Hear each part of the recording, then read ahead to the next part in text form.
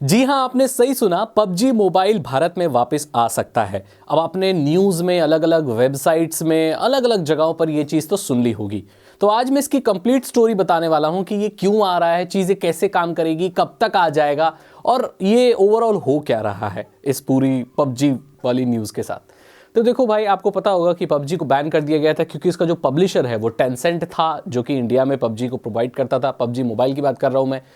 तो आपको पता होगा कि पबजी इसीलिए बैन हो गया था क्योंकि चाइनीज़ एप्लीकेशंस को बैन कर दिया गया था। तो उसके साथ इसके लपेटे में पबजी भी आ गया था।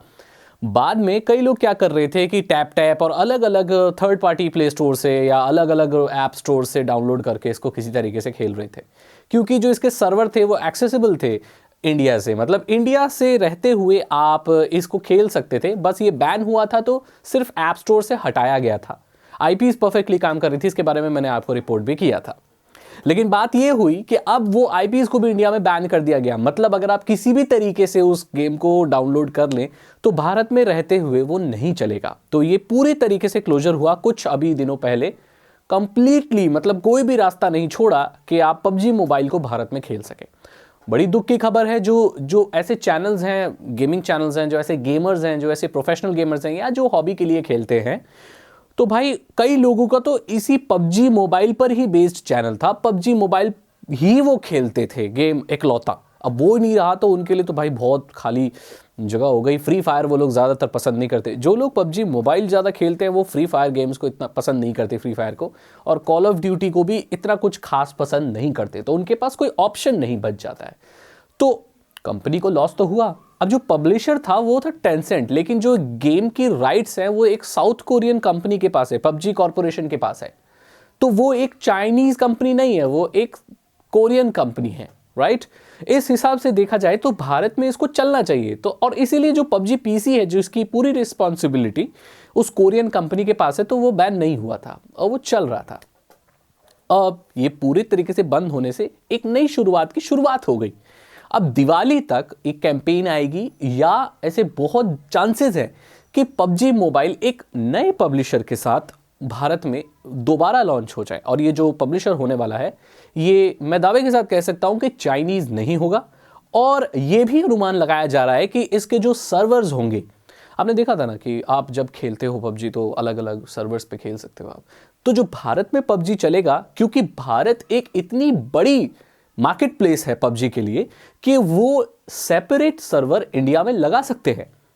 और गवर्नमेंट का कंसर्न यही था कि भाई आपके जो सर्वर है वो चाइना में है या आपका जो पब्लिशर चाइनीज है, तो हमारे डेटा को काफी नुकसान पहुंच रहा है, कहां जा रहा है, लीक हो रहा है।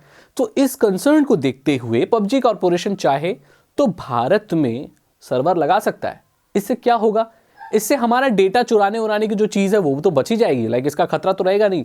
आपकी जो पिंग आती है वो बहुत कम हो जाएगी। लाइक गेम बहुत स्मूथ चलेगा और लैग वगैरह जो चीज़ें होती थी इंटरनेट की वजह से, वो अब आपको देखने को नहीं मिलेंगी। तो ये तो भाई बहुत फायदे का सौदा होने वाला है। तो ये चीज़ अभी हो जाएगी, क्योंकि यार बहुत बड़ी प्लेस। अब क्या यार, पबजी जब शुरू हुआ था तो ये इतनी बड़ी कंपनी नहीं थी। किसी को भी पता नहीं था कि पबजी जो गेम है वो मार्केट में इतना अच्छा कर जाएगा।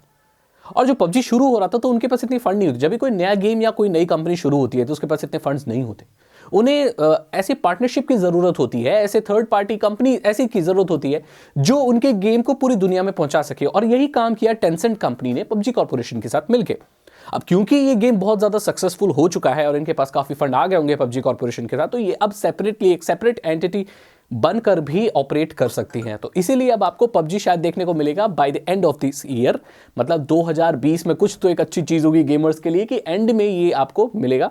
दिवाली तक या दिसंबर के मिड तक इस साल ही आपको एंड में पबजी मोबाइल वापस देखने को मिल सकता है। और भारत से रिलेटेड कुछ स्पेशल कंटेंट भी आपको गेम में देखने को मिल सकते हैं, बिकॉज ये एक्सक्लूसिवली भारत में रीलॉन्च हो रहा है। तो आपको कुछ ऑफर पॉइंट्स और इंडिया से रिलेटेड, इंडियन टच के हिसाब से, और कुछ लोग ये भी रूमर्स फैला रहे हैं या ये बात निकल कर आ रही है कि एक नया मैप इंट्रोड्यूस हो सकता है जो स्पेशली भारत के लिए होगा, जहां पर आप हिंदी में भी जो होता है ना एनिमी अहेड ऐसे, जो वो हिंदी में भी हो सकते हैं।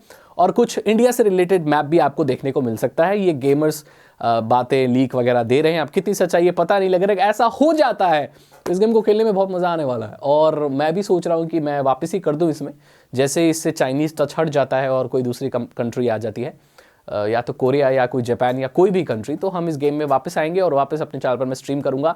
फिलहाल के लिए पबजी से रिलेटेड यही अपडेट है, और कोई अपडेट आता रहेगा तो मैं आपको बताता रहूंगा। अगर आपको ये वीडियो अच्छी लगी तो इसे लाइक करें, अपने दोस्तों के साथ शेयर करें।